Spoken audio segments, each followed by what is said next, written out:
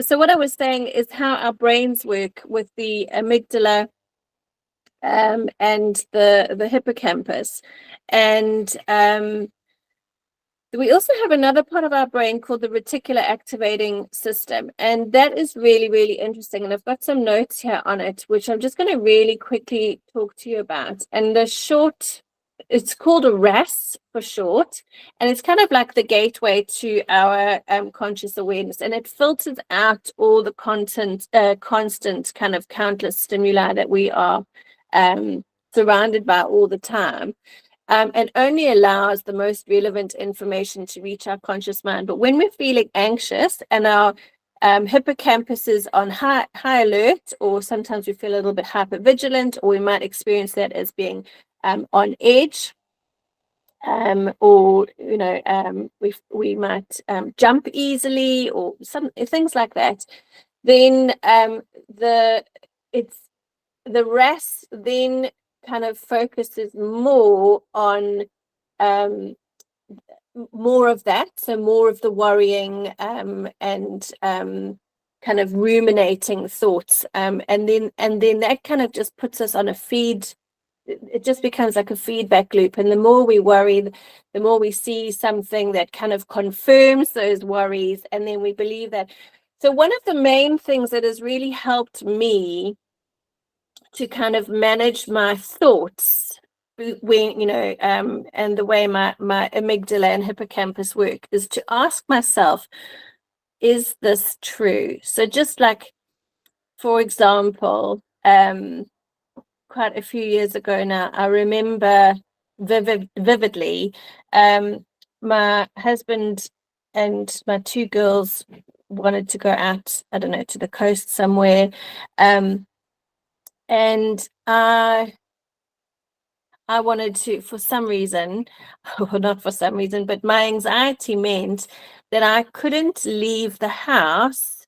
There were some shoes that had been left out of the cupboard or something. So I had this real drive that I needed to just put the shoes away.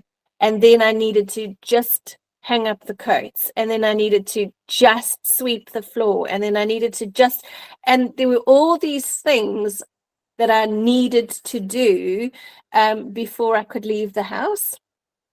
And I remember my husband getting really annoyed with me and saying, like, every time we want to go out, you always cause delays or whatever. And my immediate response, because of the state of mind that I was in at the time, was, well, maybe you'd just be better off without me. Not saying that I had suicidal ideation, but that it was almost like, oh, well, his comment is confirming to me that I'm not good enough or whatever. So, and perhaps some of you can relate.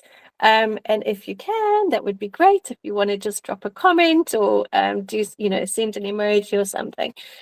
And when I found this, these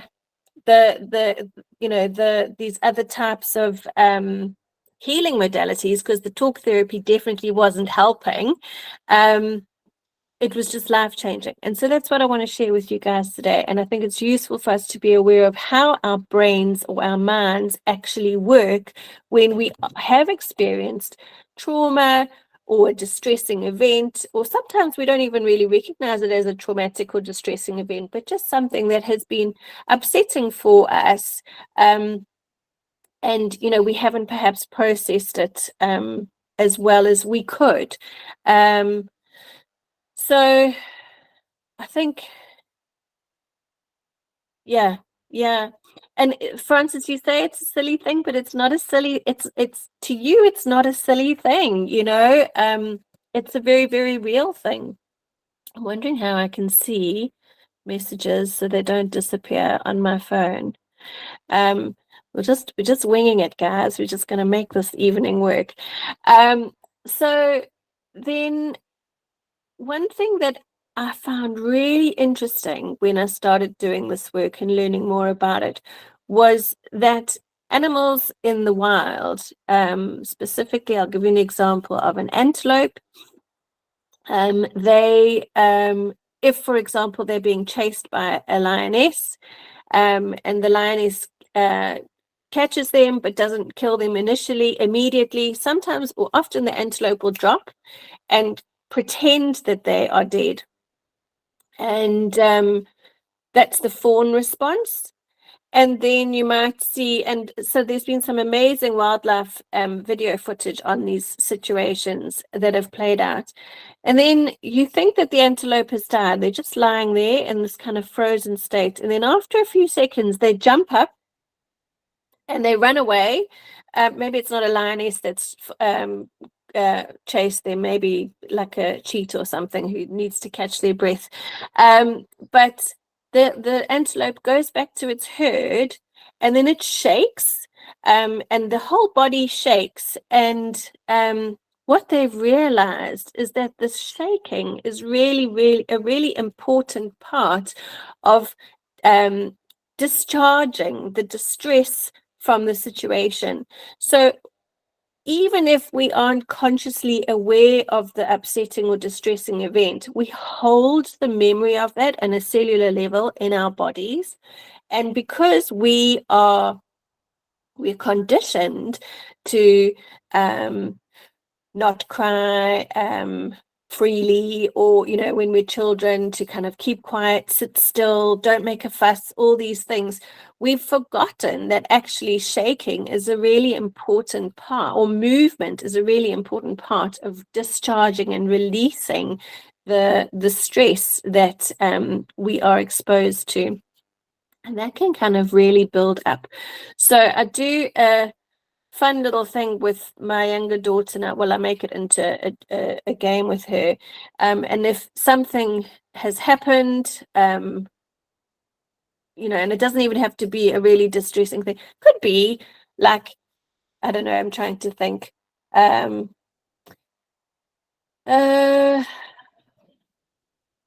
If I get annoyed at her or something, and I get a bit irritable, and I snap at her and I say, you need to just stop doing that, or can I just have some quiet? Then I'll say to her, like, oh, we just need to shake it out, and we'll jump up and we'll like put on some music and we'll do some silly dancing, and we'll put on some shake songs or whatever. I've got a whole playlist of shake it out songs, which I'll share with you guys. But that is a really useful exercise that you can do if you're feeling any kind of tension that you're holding anywhere in your body. Even if you aren't aware that you're feeling anxious or worried, our bodies are usually really useful at telling us. And then just very consciously shaking your hands, or shaking both hands, or rolling your shoulders, or putting on a song or something. So that is a really useful technique. And maybe at some point over the next few weeks, we might feel more confident to have our cameras on and have a dance together.